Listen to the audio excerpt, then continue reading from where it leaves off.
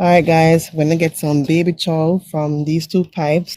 They contain some peanuts and some baby chow. So just get in the baby chows.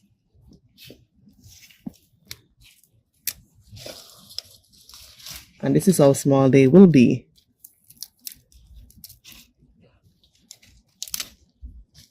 Just like that.